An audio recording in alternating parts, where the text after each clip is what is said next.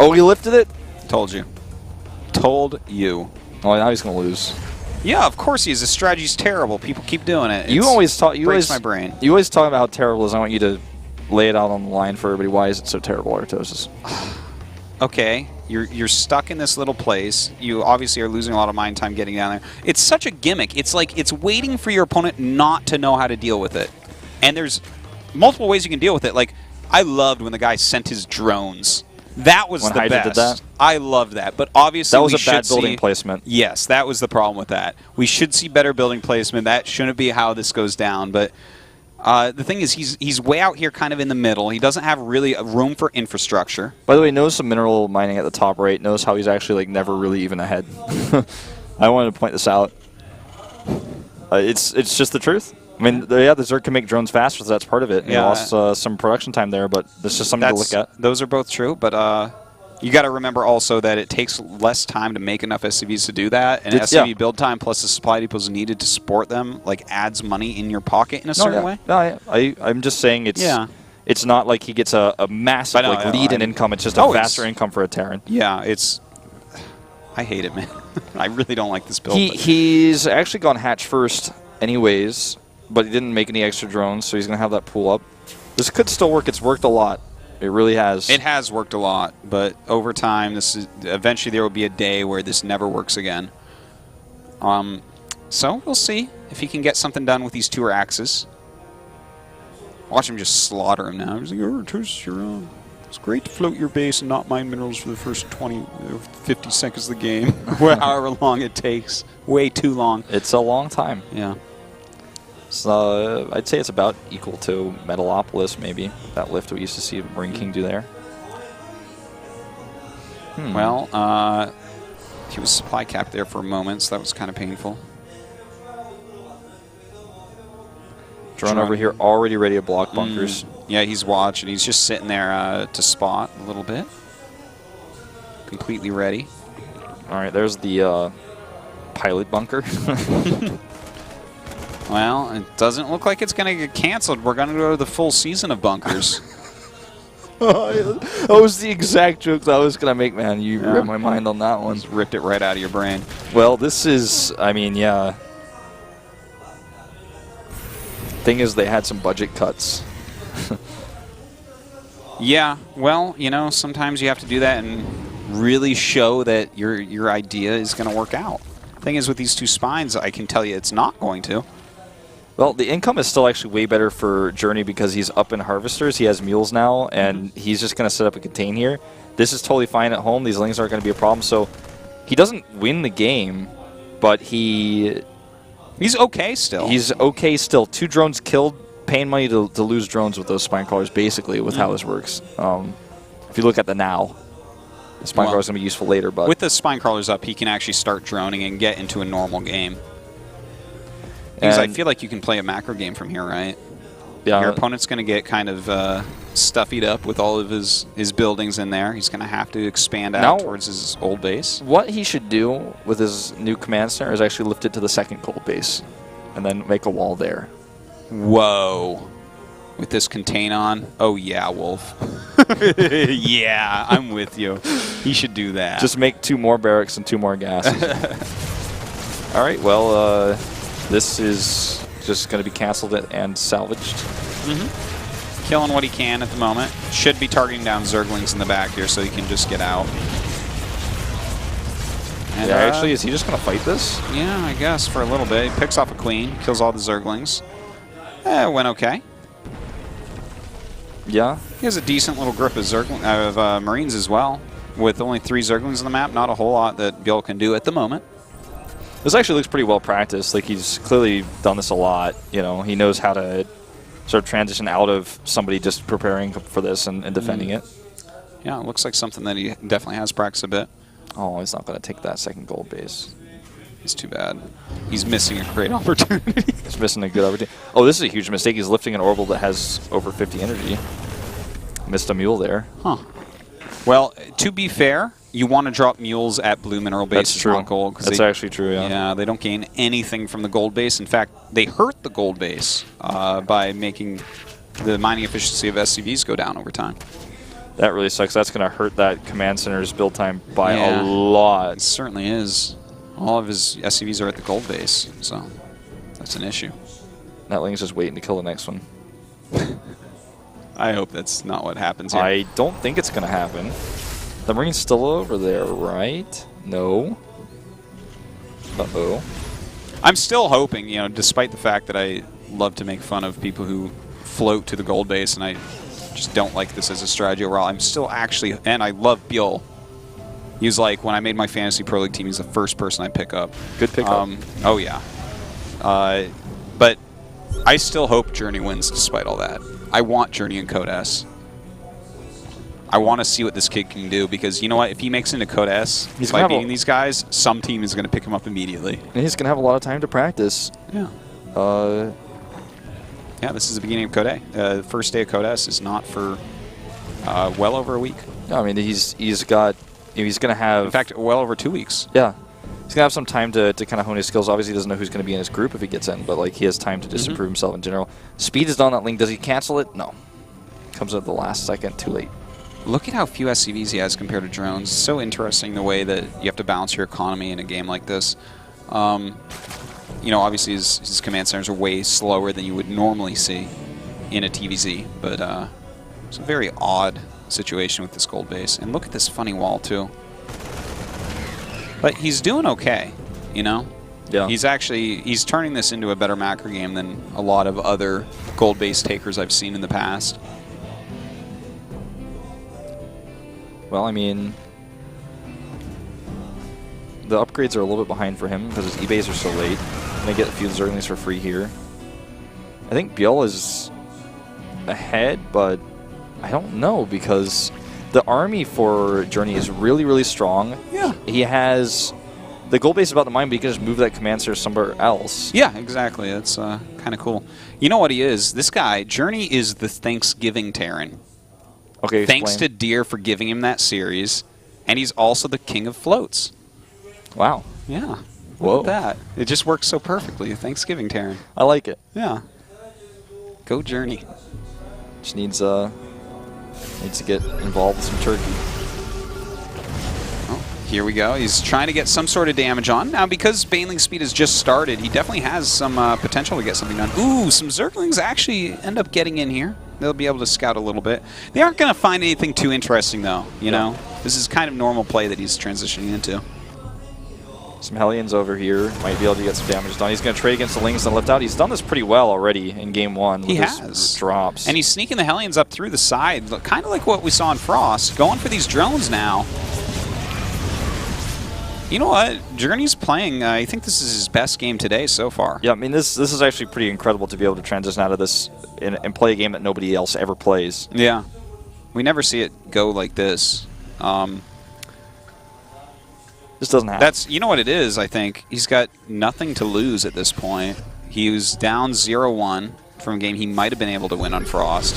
Nothing has really super gone his way today, I guess, aside from Deer kind of losing a series that maybe he shouldn't have. And maybe that's getting him to relax. Maybe he's like, well, maybe this is the end of my career. Maybe this is the last time I'll ever play on TV. Better give it my all. Ooh, decent Baneling hits there for ByuL. That one, not. I mean, it was okay. One of the things I want to point out is that the armory is so late here that really, really hurts his pushing power because it's 2-2. 2-2 going to be done way ahead of time for ByuL. Yeah. So that's really, really important. And finally does get his 2-2 going. So there is going to be a window there, though, where ByuL does have better upgrades. And in TVZ, you literally can't let that be the case. No. If they have better upgrades, you better not engage. You gotta stay away. Upgrades mean so much in this matchup. I have a lot of little units that are all doing their own amounts of damage very quickly. You know. That's right. The quicker faster things you shoot, fire, the more important Absolutely. That's why Marines are the most important unit to upgrade in the entire game. With Zerglings as well. Yep. Zerglings get a 20% attack bonus on that first +1. It's crazy. I don't know about engaging these Zerglings. Well, the Widowmine didn't burrow, so... the Widowmine's like, excuse me, can I get through? No, just going to be killed off by those Zerglings. Still continuing to try to harass a little bit. Nice actually, targets on those Banes. Yeah. Well, Well, the Muta's going to come in, clean up a bit, but it looks like he's actually going to get this 4th base. He's got some damn good multitasking, man. Yeah. I'd love to see that tab about what's been mined. Yeah. To say. I really want to see that. That's like what we need. Gotta get on that one. APM actually for both these players having around the same amount. I've noticed overall today Journey's been the slowest player. Yes. Now, when it comes to mining here, it's basically 3 base against 2 base because the gold is barely mining at all. I think he's probably going to want to lift that one. Pretty soon here. I mean, you may as well finish up the gold minerals while you're microing around this map, but certainly he's going to want to float it down to this new 3rd base. Yeah. And you know what? We talked about it a lot earlier in the games where Journey got crushed by Solar, where it's like, what a TVZ generally is you battling their 4th. And if you're killing their 4th, you're winning, and if you're not, then you're losing. And it's a little bit different in this game because he's like basically mined out the gold base. Yeah. And he used a lot of those resources to be able to do this. So he's really only on 2 bases now, but he did kill the 4th. So it's a little bit different from what we were talking about, but at the same time, Journey definitely doing a lot better than those TVZs. That's true. The 4th has been remade, that's the scary part. And he still doesn't have any headway on taking his 3rd. Yeah. He's going to need to do that, but it looks like he just wants to push forward for now. He does have a good amount of Widow Mines in here. Some Hellbats. Blue Flame is on the way. Even has a Thorn there to help out. But these continual counterattacks by ByuL continue to do some damage. Starting to take their toll here. Yeah. Good position on the ramp here, especially with his Hellbat to help out. He's going to clean up those Zerglings, no problem. Needs to clean these up as well. He saves the 4th. Mutas will get that last medevac once it runs out of boosting. And he just turned around. You know, he's already over near his opponent's gold base. Turns around. By the time he gets there, it's already been cleaned up. A little bit of mistakes coming here out of Journey. I think ByuL's going to take his 5th at the gold, actually. I think he has a drone over there. He could take it at the 7 down there, or the 630, whatever you want to call it, but that's about as close to the army because of how he keeps moving towards the 4th. I'd like to spread them out more, put it back at the gold base, get that extra mineral income maybe. Yeah, that makes sense. Then your 2 freshest bases are really far apart from each other instead of really close. Yeah. That way you can't like lose. You won't lose 2 bases to a big attack where you're out of position. Yeah, you would have to lose 1 to a drop, which could happen anywhere. It definitely could. All right, so he is landing finally at this base, his 4th now. Yep, the time of the gold base has ended. This base, he takes this one instead. It's going to cost him. Well, right now he does get rid of that, and ByuL looks like he just wants to go for a counterattack. And that means that these guys are going to do a little bit of a base trade now for sure. Yeah. I would say this army should be able to easily kill off this 4th base of ByuL, but at the same time, 3rd base going to go down here for Journey. That Widowmine shot on the Mutos is pretty important. He cannot afford to waste Banelings here, I would say, on that command center, okay? Definitely got to be careful about it. Doesn't lose too many. Now, this base will die. What happens next for Journey is really his choice, all right? Like, there's not an easy choice to make here. He has to either turn around and save his production facilities or go for the kill. Turning around is going to take him quite a long time, so I think he will try to rush through here, but he needs to get moving. Yeah, there is no time to waste at the moment. He's like just sitting there. Oh, no. What is he doing? I think there was an attack move that was very sloppy. Because this army that's left for Journey over here, oh, no, it's still okay. I thought that he lost a lot up there or something. Maybe a few Marines ran up. Not exactly sure, but in the meantime, we do have these Mutas still doing a lot of damage to some of the production left over at that gold. Another reason why the gold base, having your production there, can be a bit weak. Just like killing these rocks?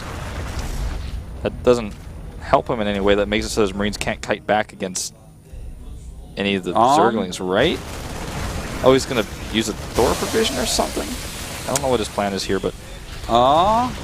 Not sure exactly. I guess it's so the Marines can't close on him, which means the Mutas would have to, and he can always jump behind. Or rather, I'm sorry, the Zerglings cannot close on his army if they're behind there. Yeah, well, he goes up the ramp anyways. Everything.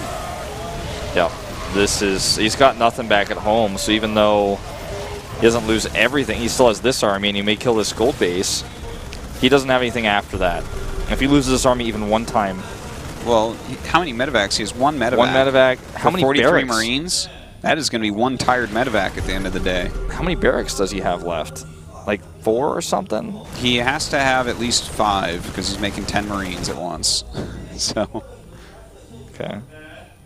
They lost a lot earlier. Mm-hmm. Definitely has lost a lot of his production, but I guess that's okay in the fact that he just doesn't have that big of an economy anymore. Meantime, a lot of Lings running into his main and natural. Still trying to push forward, even building a missile turret to go with him. He's got to be careful how he uses stims with no medevacs left. Yeah, there's just way too many Bailey's here, I'd say. Yeah. 25 army supply left. And that is how the journey crumbles. Yep, Journey, he is gone. GG. Definitely put up some interesting games for us today. Yeah. Hope to see him back. I hope he can get a team because otherwise he's in a lot of trouble. That was a fun, I mean, he was a fun character to watch play, for sure, in this group. You know what? He should be happy with himself. He did reasonably well for his first time. But ByuL does advance. Solar and ByuL both going up. And no big surprise there. I mean, it's always surprising not to see Deer do really well because he's had such a dominating time before. But this isn't the first time he's like slumped and flopped, right? Yeah. So I think for that reason, it's not that big of a shocker that he goes 4th place here. Against Journey, though, that's a shocker, in my opinion, because Journey beat him out. That's why it's a bit strange. But yeah, I was feeling like Journey was going to go 4th, Deer was going to go 3rd, but with Journey just playing pretty solid in that best of series, that's how it goes. Yeah, I guess you could call it that. All right, let's take a look at our results. We have, of course, Solar getting out in 1st place, losing a game today. Yep. ByuL, he got out in 2nd place, rather, only losing to Solar.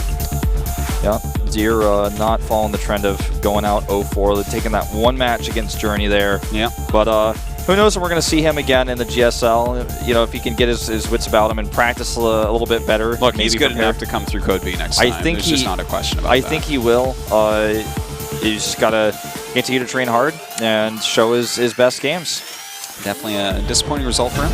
But tonight, we're going to cast some more Wolf. It's going to be Ruin, Reality, Sulky, and Hiva. This group has it all. It has the best Zerg in the world. It has the cheesiest Zerg in the world next to Shine. But this guy actually is very, very intelligent as well. Yeah. Ruin really impressed me in Code A last season. I loved those games. I actually did a write-up about him. And Reality, since the Kespa guys switch over, has been one of my very favorite Protosses from that Kespa branch. Yeah, Reality, the first Kespa player to qualify for WCS, and he's actually, I feel like Ruin and Reality are both on about the same levels for their teams and where they're at right now, and they both have had their moments to shine where they've both impressed me, so I'm really curious to see who's going to get out of this group. Yeah, it's going to be a good one, guys, so make sure you come back at 6. I don't know what time it is right now. It's about 4:20 or so about an hour and a half. Okay, hour and a half. We'll see you then.